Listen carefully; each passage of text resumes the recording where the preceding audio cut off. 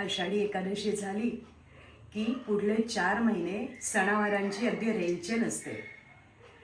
भारतीय संस्कृतीत येणारा पहिला पूर्ण भारतवर्षात साजरा केला जाणारा सण म्हणजेच गुरुपौर्णिमा. गुरुपौर्णिमेसाठी आज पूर्ण ब्रह्म ते परब्रह्ममध्ये आपण करतोय केशरी गोडाचा शिरा.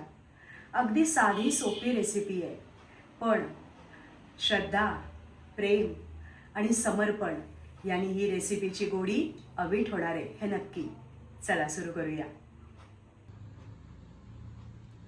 एका वाटीचं माप घ्यायचं.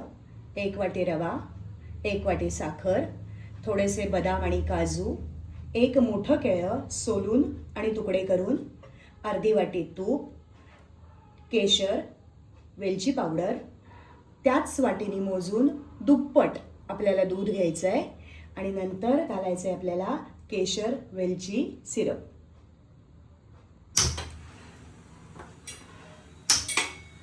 गॅस पेटवून एका बाजूला कढई आणि एका बाजूला दूध तापत ठेवलं आहे.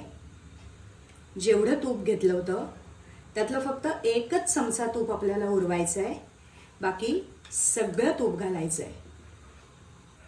नंतर तुपात रवा घालायचा आणि मंद खरपूस भाजून घ्यायचा. साधारण 5 ते 7 मिनिटं आपल्याला रवा भाजायला लागेल.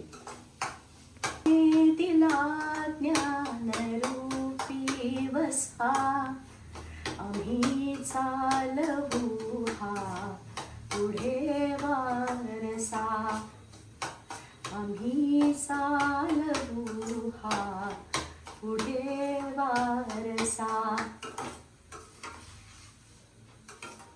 रवा भाजून होत आलाय, त्याच्यात मी कापलेलं केळं घालते आणि परत एकदा खरपूस भाजून घेते. ते केळं शिजल्यावर त्याची चव इतकी सुंदर लागते शिऱ्यात.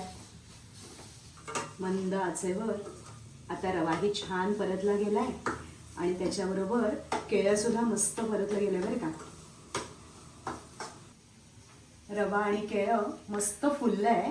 त्याच्यात आता काजू आणि बेदाणे घालायचे आणि परत एकदा छान परतून घ्यायचं. 1 मिनिटच लागतं.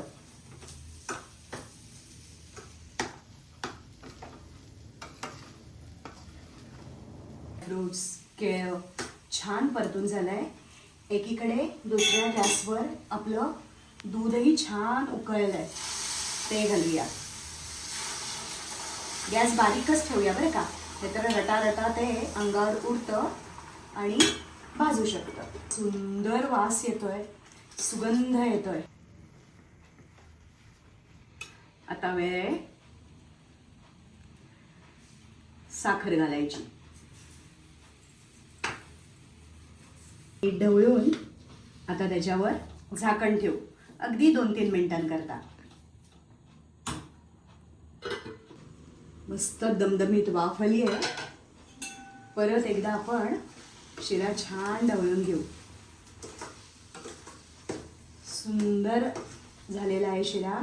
इतका सुगंध, वेलची जायफळ न घालताही इतका सुगंध येतोय, कारण यात गुरूंप्रती प्रेम आहे, गुरूंप्रती श्रद्धा आहे.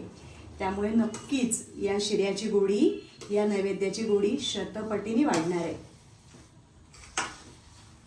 वेलची जायफळ पावडर 1 चमचा भरून, त्यासाठी केशराच्या काड्या, घेतलेलं केशर सिरप आणि 1 चमचा आपण तूप उरवलं होतं ते तूप असं घालायचं आणि परत एकदा छान ढवळून मोजून 2 मिनिटं वाफ यायला ठेवून द्यायचं. आपला शिरा तयार.